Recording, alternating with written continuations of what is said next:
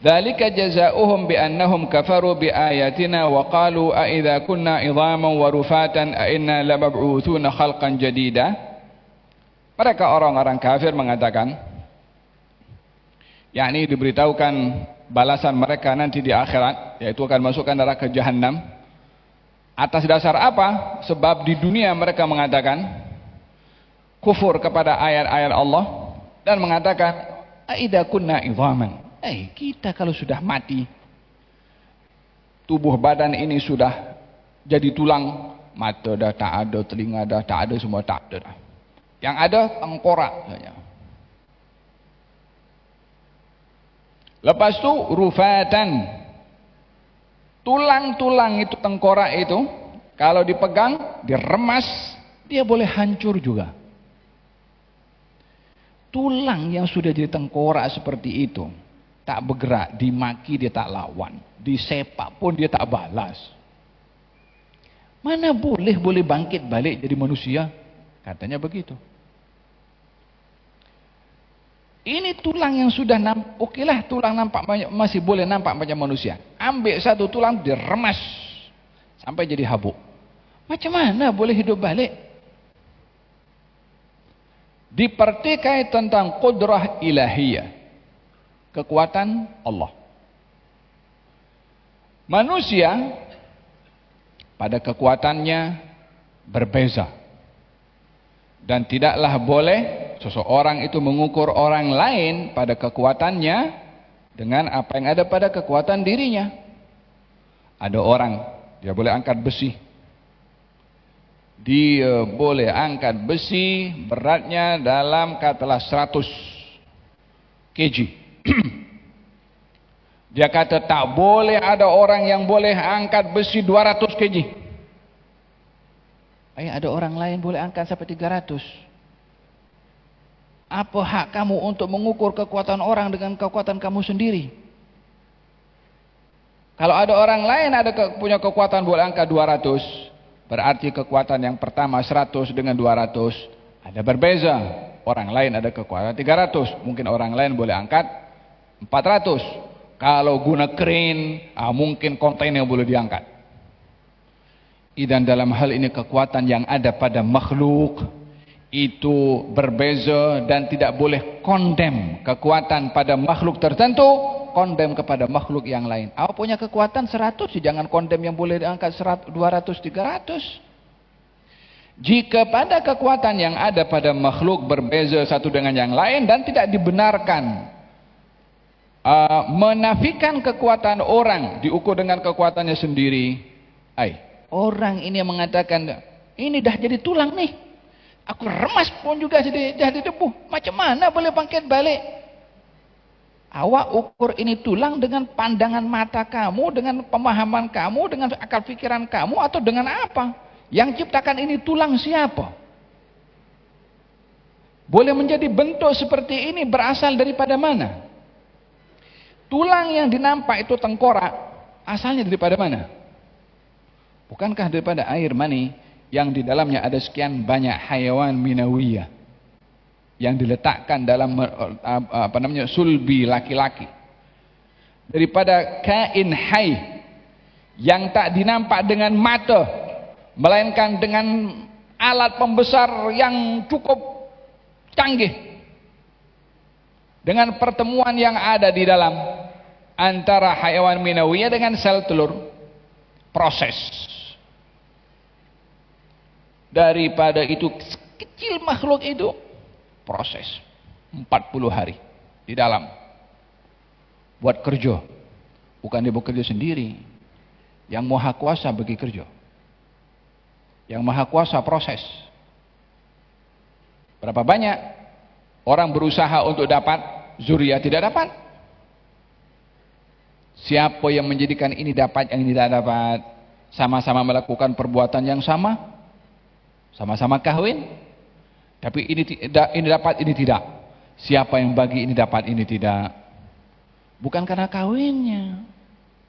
Yang maha kuasa yang menentukan. Daripada darah, daripada mani, tukar menjadi darah. Macam mana daripada mani boleh tukar jadi darah? Ada orang injek masuk darah dalam situ. Rahim itu faj'alnahu fi qararin makin ila qadarin ma'lum faqadarna fa ni'mal qadirun. Diletakkan ini benih dalam rahim makin, kata Allah Subhanahu wa taala, yang mantap, kuat. Lembut je macam tu. Ila qadarin ma'lum, masanya ditentukan. Masa proses perubahan itu, daripada mani pergi darah, daripada darah pergi ke daging, daripada daging ditumbuhkan tulang, daripada tulang tumbuh dia punya kulit, dibentuk dengan seindah-indah bentuk, matanya, rambutnya, telinganya, berapa yang ada dalam mata ini untuk dapat melihat, membezakan warna-warni. Pada telinga, pada mendengar mana suara yang indah, mana suara tidak indah. Pada hidung dapat menghidu mana wangi, mana tidak wangi. Pada lidah merasa mana pahit, mana masam.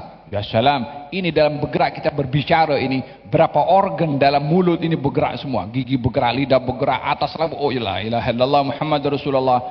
Kilang siapa yang buat? Saintis mana yang boleh buat? Allah Subhanahu wa taala yang maha berkuasa menciptakan segala-galanya. Berbicara tentang kudrah ilahiyah, orang-orang kafir hanya melihat pada kekuatan mereka. Bukankah di zaman dahulu baginda Rasulullah SAW ditanya, katanya kalau kamu boleh belah bulan, aku akan beriman kepada kamu. Bagi mereka mustahil. Allah Subhanahu wa taala izinkan kepada nabinya bulan terbelah dua. Siapa yang boleh membelah bulan? Bukan orang dari atas pergi ketuk itu bulan terbelah menjadi dua. Ketika itu berlaku, sihir Muhammad ini hebat. Diukur dengan kekuatan yang bertanya. Siapa yang boleh memindahkan singgasana Ratu Balqis daripada Sabak pergi ke Palestina sebelum satu kedipan mata? Kekuatan mana yang boleh membawa? Seorang daripada anak murid Nabi Sulaiman berdoa kepada Allah Subhanahu wa taala, sekelip mata boleh jadi mencabar segala kekuatan yang ada pada makhluk. Ini yang berbuat adalah dinisbahkan kepada orang itu, kepada manusia itu. Qala alladhi indahu ilmun minal kitab. Orang diberi ilmu, katanya ana atika bihi qabla an yartadda ilaika tarfuk. Saya boleh datangkan. Saya boleh datangkan.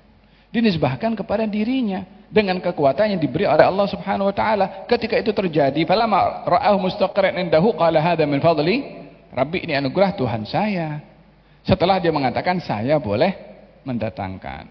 Ini kekuatan yang ada pada manusia dibandingkan dengan kekuatan yang ada pada jin. Ketika mengatakan ana ati qala ifritu minal jinni ana atika bihi qabla an taquma min maqamik, aku boleh datangkan tuh singgasana sebelum kau sempurna bangun daripada tempat kursimu. Kelajuan yang cukup laju juga. Kekuatan yang ada pada jin, mana boleh ada orang bawa singgasana itu secepat itu. Hatta yang dilakukan oleh ifrit itu, manusia yang ada waktu itu mengatakan tidak mungkin.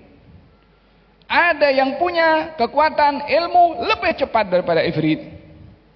Berarti kekuatan antara jin dan manusia berbeza. Keajaiban ini yang luar biasa ada kepada manusia, baru manusia. Mana boleh yang maha kuasa punya kekuatan dibandingkan dengan manusia-manusia yang kerucuk ini. Allah maha kuasa dan tiada yang membatasi kuasanya Allah Subhanahu wa ta'ala. Oleh karena mereka menimbang kekuasaan Allah, kehebatan Allah dengan cara mereka berpikir, katanya adakah kita kalau sudah mati, sudah jadi tulang dan hancur, akan dibangkitkan dengan makhluk yang baru? Awalam yarau anna Allah alladhi khalaqas samawati wal ardh qadirun ala an yakhluqa mithlahum wa ja'ala lahum ajalan la raiba fihi fa abadh dhalimuna illa kufura. Adakah Allah Subhanahu wa taala, tidakkah mereka melihat Allah menciptakan langit-langit dan bumi ini mampu untuk menciptakan sepertinya? Subhanallah. Langit yang amat luar biasa diciptakan oleh Allah Subhanahu wa taala. Itu pun maha kuasanya Allah untuk melakukan segala-galanya. Innama amruhu idza arada syai'an an yaqula lahu kun Qul